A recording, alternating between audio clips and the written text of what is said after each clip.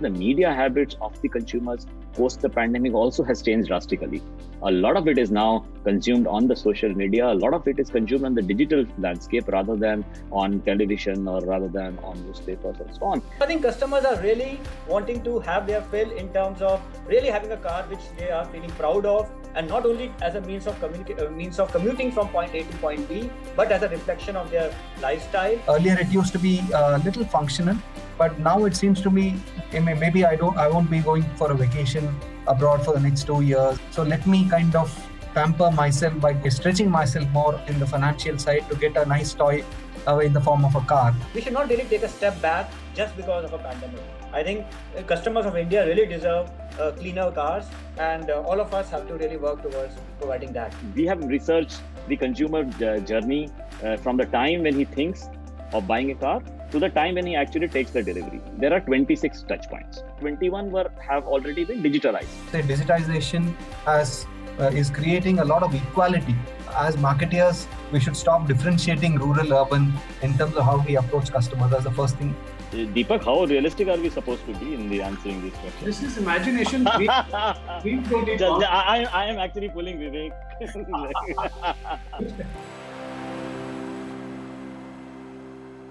Tarun, if I can come to you, on the whole shift in demand and thereby leading to a different consumer trend behavior in the future. And here, when I say future, I think COVID has taught us that don't think too much into the future. So let me talk about the next 6 months. At least that's very clearly something that we all ought to be battling with. And then post, vaccination, maybe the next few years. But in the next 6 months, automotive industry has enjoyed the benefits of, having personal safety and thereby personal transportation more. So if last year the industry was under the threat of the Uberization of the world, that's clearly behind you. There was enough and more challenges on the electric vehicle that was being partly pushed through from the policy side. But I guess now that also has taken sort of a pause. It's not first get the cars out and then let's think about electric. But in the next 6 months, how do you foresee the trends? Segmentation, price point, and features. If these are the three aspects that I wanted to understand from you. So, Deepak, let me take it this way, one by one. First is, as far as pent-up demand is concerned, I think our initial, we had done a study internally, and we came to a conclusion that about 1 million customers had postponed their purchase, either because of BS4, BS6, and during the lockdown. And we feel that this pent-up demand should continue until March.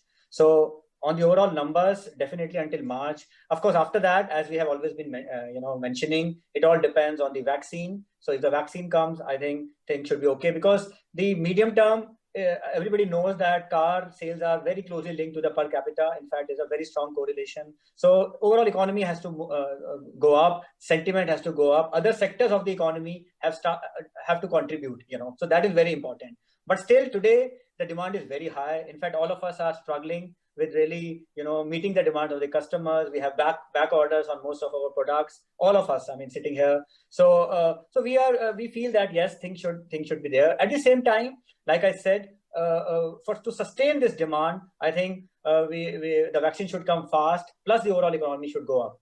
Regarding segmentation, I think very clearly, as we have all agreed, that this trend towards SUVs should really definitely continue. And very clearly, I think everybody will agree that 28.5% it has already come to, even in these pandemic times. So going forward, like Shashank mentioned, it is 40% other places. I think we can hope for a similar kind of a thing in India with the kind of launches which are happening in this segment. Similarly, the premium hatch, like I mentioned, that segment customer, frankly, he does not want to really compromise on anything. And we have seen this with the all-new i20, when 85% of the demand is coming from the higher segments, higher trims. So very clearly, normally higher trims would not contribute more than 50-55%. But in i20, 85% of the demand is coming from the higher trims. So like Vivek mentioned, customers definitely are wanting to really splurge on the car. They don't want to compromise on anything. And I feel that trend should also emerge. At the same time, I think India is a very big country. And still the motorization is only about 27 per thousand. And I believe more and more people will continue to really want a safe mobility. And I think that trend, the pyramid at the bottom of the pyramid, so we will see people coming from upgrading from, say, two-wheelers. So first timers all of us agree that 45 to 50% first timers are there. So they will continue to come to India. So I think the whole idea is India being so big, there's an opportunity for everybody. At the same time, what is important is that we don't lose track of this customer who's actually evolving and really knowing these global trends. For example, now automatics are now contributing more than 25-30% in every segment. So I think that is important. You talked about EVs. Yes, I agree that is probably a niche today, but we at Hyundai believe that going forward, I think the trend towards definitely cleaner mobility is there to stay. Indian government is very clearly backing it up. And at Hyundai India, we feel we have to really work with the government to make sure that on the electrification journey, whether it was, of course, the EVs or it is BS6 vehicles in petrol, diesel, turbo, CNG, I think it all has to go hand in hand. But that we should not really take a step back just because of a pandemic.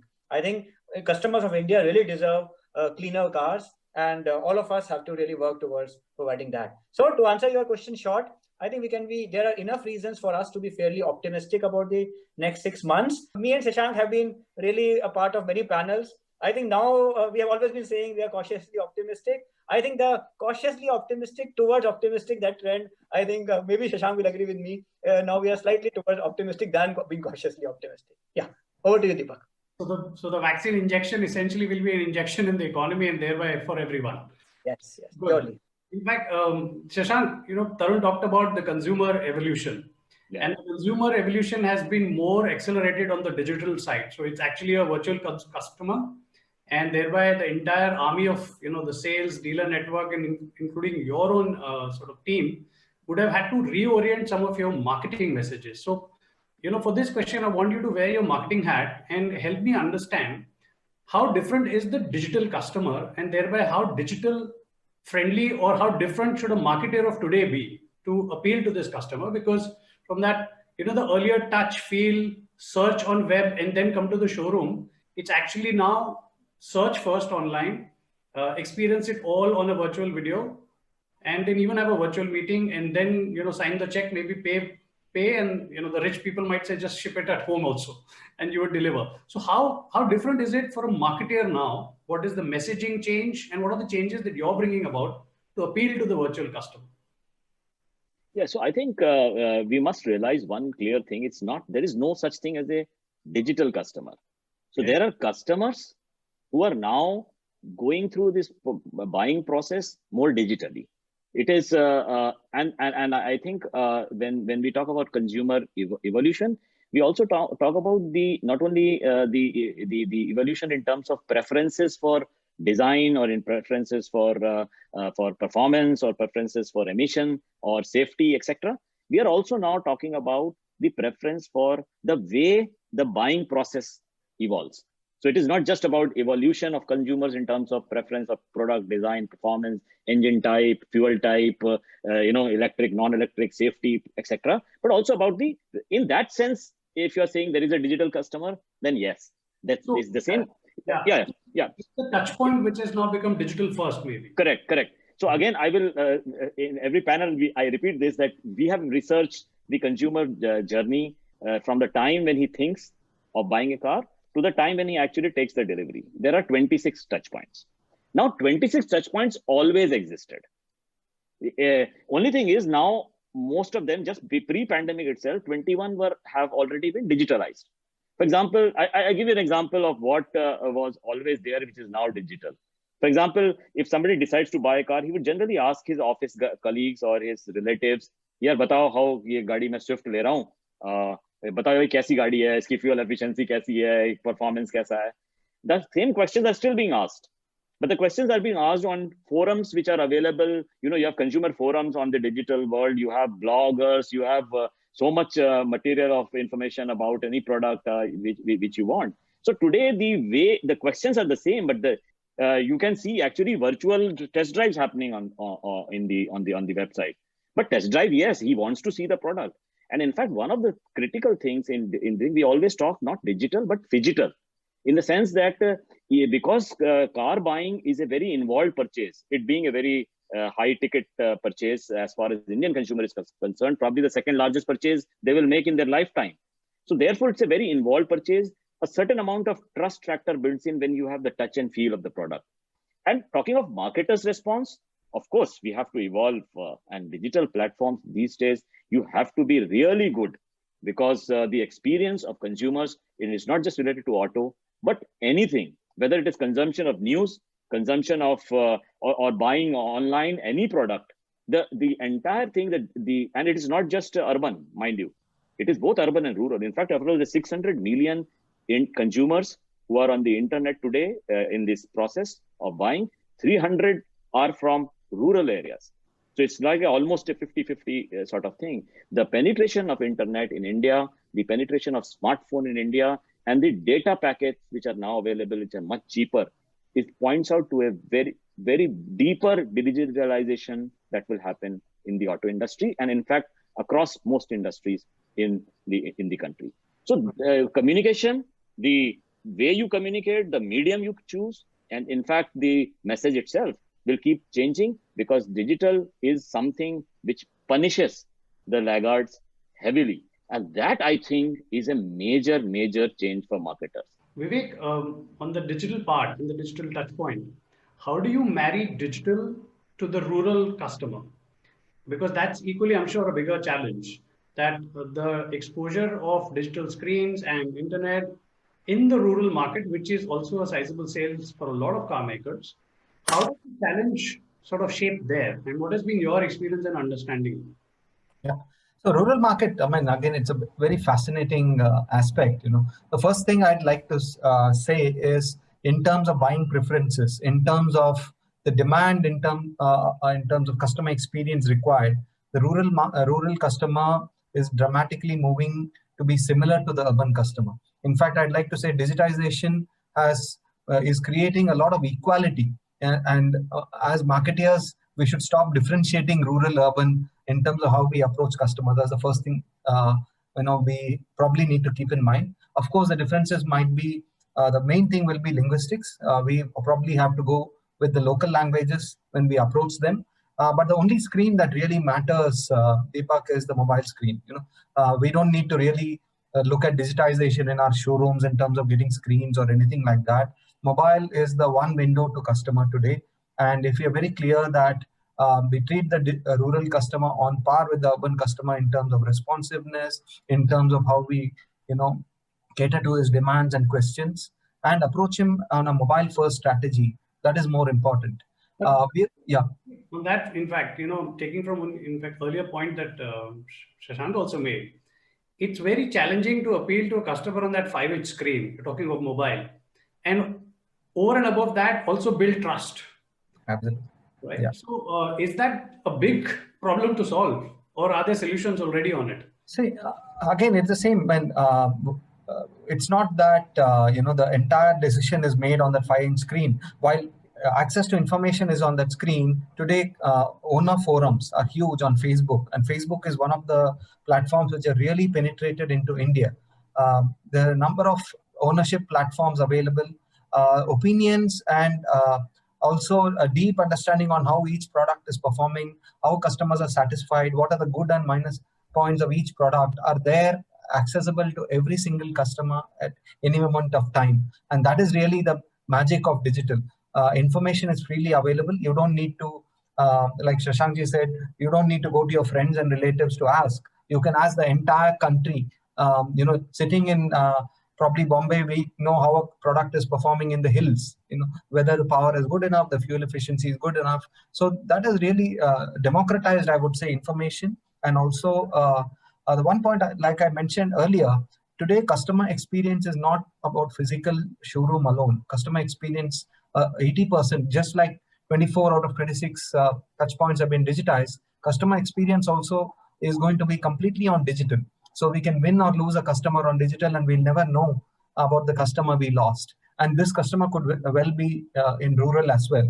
And the other point is, through digital, we are able to reach customers without having a huge amount of physical showrooms. So that's the advantage that presents to many smaller companies. Of course, Maruti, Suzuki, and to some extent Hyundai have massive penetration into the rural markets, but it kind of gives a little bit advantage to smaller players like us to be able to reach customers directly.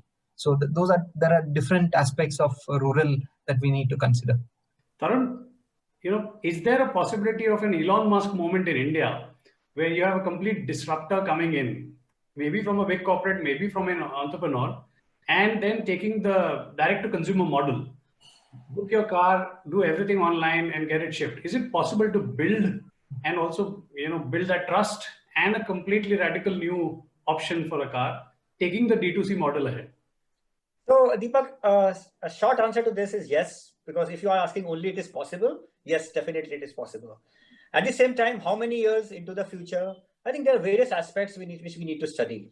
Like I mentioned, we had this click to buy platform even before the pandemic. In fact, in January itself, we were piloting it and we launched it.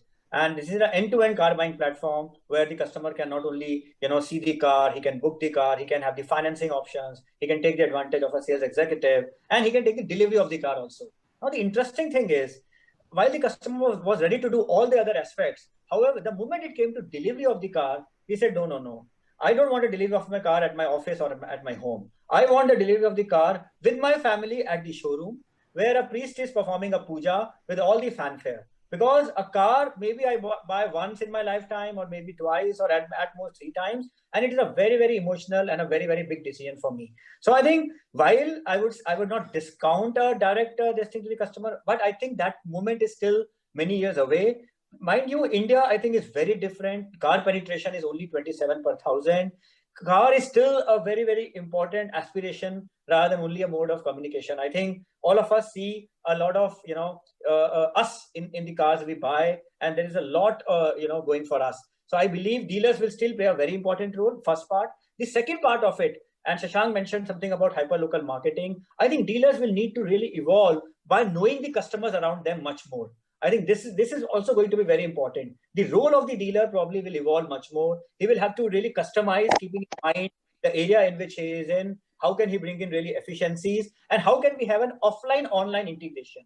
We talked about phygital. So I think the customer journey will maybe start in his house or in his office on his mobile phone, and probably it will end in the showroom, and then the customer experience post that will also become very important. Like we launched a Hyundai mobility membership program, because now it is not only about delivery of the car or service of the car. I think customer will really look for some experiences much beyond that. And I think it is up to the OEMs to really offer those experiences to the customer, whether they are related to the car, whether they are related to the mobility, or whether they are related to the lifestyle. And that is where programs like mobility membership, Hyundai mobility membership, I think will become much more important going forward.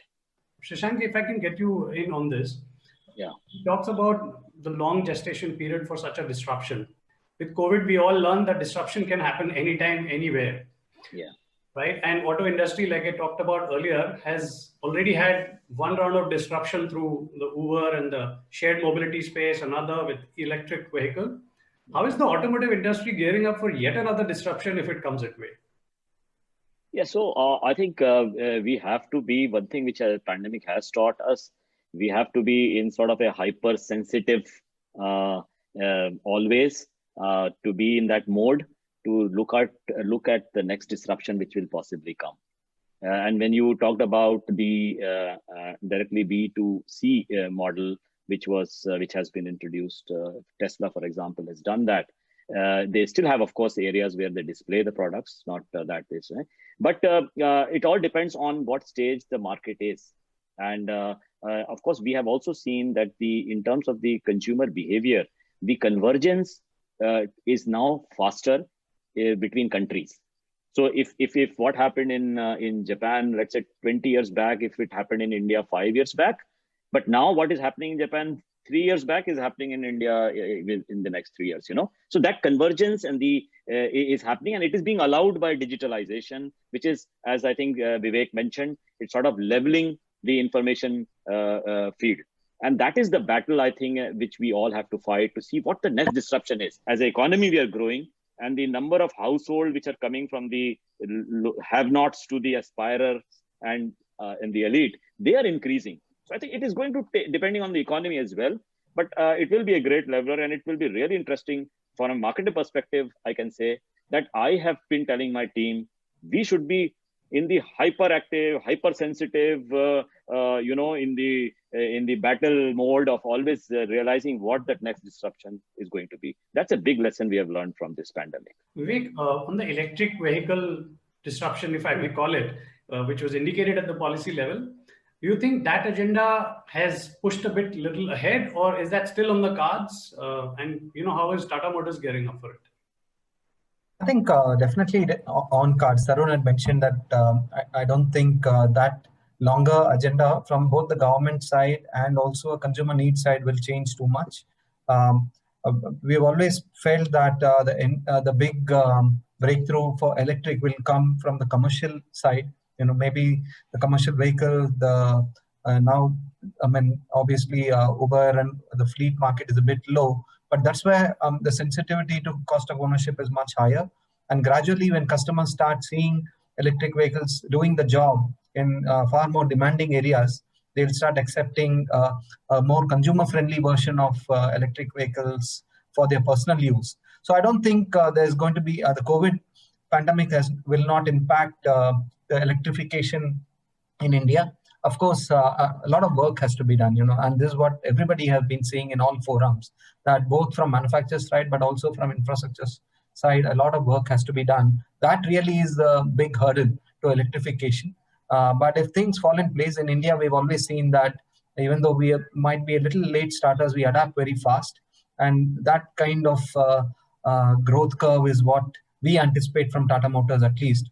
And we put a lot of commitment both in terms of capex, engineering, and marketing effort into our electric vehicles, and fairly confident about that. We've had a great discussion, so I'm now going to go to my last and final round. Thanks to Karan Johar, we call it the rapid fire round. 3 quick questions to the 3 of you, and each one of you will get to be the first, and each one of you get to be the last also, so that you get the luxury of time to answer it. But 1 line or 1 word answer, brief. So put on your communication challenges as well, if possible. Tarun, what is that one feature, a dream desire that you would like to have in your car? The cars that can fly. Cars that can fly. All right. Watch out. Flying cars soon might come from Hyundai. Thanks, Tarun. Shashank, one. For me, it is 3D control for the car. 3D control buttons. Yeah. Great. Maybe Tata Motors and JLR might think of it for you specially. The gesture, the 3D gesture control. 3D gesture control. Vivek, a good gesture for you then to plan for Shashank. Yes. So your answer, Vivek, on this? I would say hydrogen fuel, a car that doesn't need fueling at all. It just takes the fuel from the atmosphere or the sun or whatever is available. Right. So take the natural resources and then fly. Yeah, keep going. A perpetual motion kind of a vehicle. Okay. Deepak, how realistic are we supposed to be in the answering these questions? This is imagination. I am actually pulling Vivek. We give him the liberty, it's dream. Yeah. Just joking. Yeah. Okay, coming to you, Shashank. So this one has to be answered first from you. Yeah. You've been an auto man and sales and marketing in the realm of auto forever. If not for auto, you would like to be a marketing head for what other sector? At the moment, since it's very thing, it's pharma. Pharma, right. Right. Opportune moment to pick that. Tarun? Communication, media. Media, all right. Marketing head for media. Let me pass the word to my boss around on that. Right, thanks. Vivek? For me, it would be sports marketing. Sports marketing. Yeah. If at all the future employers are listening, you have 3 people who have their desire and the dream to get into another sector. I hope Pfizer is listening. Right. First 4 advantage. Right. Thanks a lot. So here's the final question, and brace for this. And it starts with Vivek. If you were a copywriter and you had to write a tagline for Maruti, what would that be? With you today, tomorrow, and always. Right. Thank you. Tarun, if you had to write a tagline for Tata Motors, what would that be? Change as you see it. All right. Thank you. Shashank, how about giving a tagline for Tarun in his next campaign? I mean, for Hyundai, you are saying, or for some product? Hyundai. Yeah, progressive forever. Progressive forever. Good. Yeah. So that's our gift for you this Christmas. You have 3 ready taglines for each other. Thank you for playing Santa to each other. Thank you so much. That was interesting. Yeah. Thank you. Thanks a lot. Thank you so much for spending time on a weekend with us. I hope our audience also enjoyed. I personally have learned a lot from all of you on the auto industry and your future desires as well in your own cars and in your own jobs maybe next one. Thank you so much. If you want to reach out to us, just mail us on hello@etcatalyse.com and watch all our episodes also on the website etcatalyse.com.